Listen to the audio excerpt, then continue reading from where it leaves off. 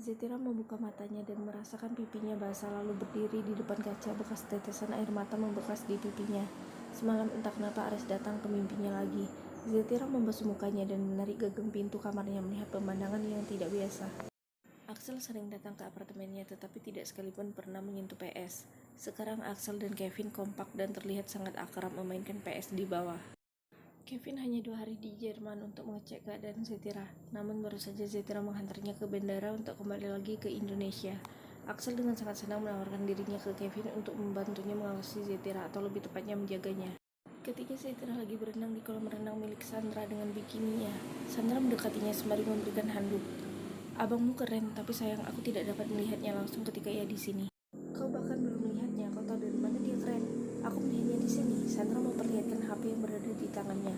HP-ku, Zetira mengangkat dan segera merebut kembali HP-nya dari tangan Sandra. Setelah susah payah, Zetira berhasil mendapatkan HP-nya dan buru-buru menyimpannya. Zetira kembali duduk di tepi kolam renang. Sandra datang mendorongnya. Zetira pun menarik Sandra agar masuk ikut nyebur ke kolam bersamanya. Kau masih menyimpan fotonya? Sepertinya ada yang gagal move on. Zetira mencipratkan air ke arah Sandra. Sandra memaksa Zetira untuk ikut bersamanya ke pesta.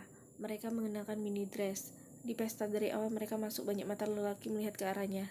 Karena gaun yang Zetira pakai sangat menggoda dengan belahan yang lebar di punggungnya menampakkan punggungnya yang putih mulus, pinggang yang ramping dan lagi rambutnya yang diikat satu menampakkan lehernya yang jenjang.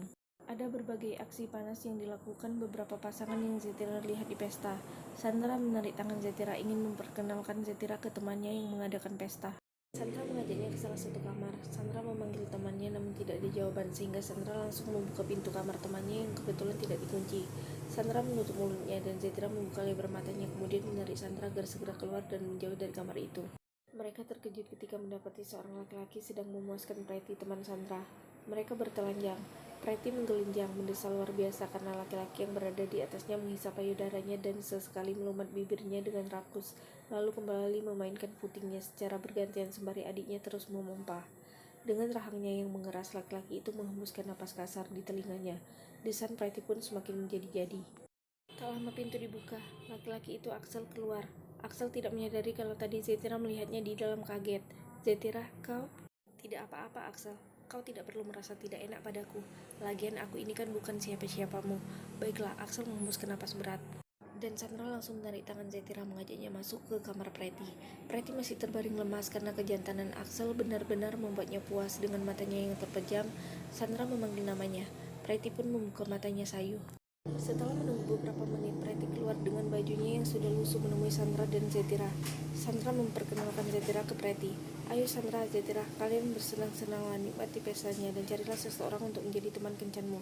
Sandra pergi ke toilet sebentar. Zetira, aku dengar kau sangat dekat dengan Axel Skam, pria yang baru saja memanaskan ranjangku. Dia laki-laki perkasa. Dia mampu membuatku orgasme berkali-kali.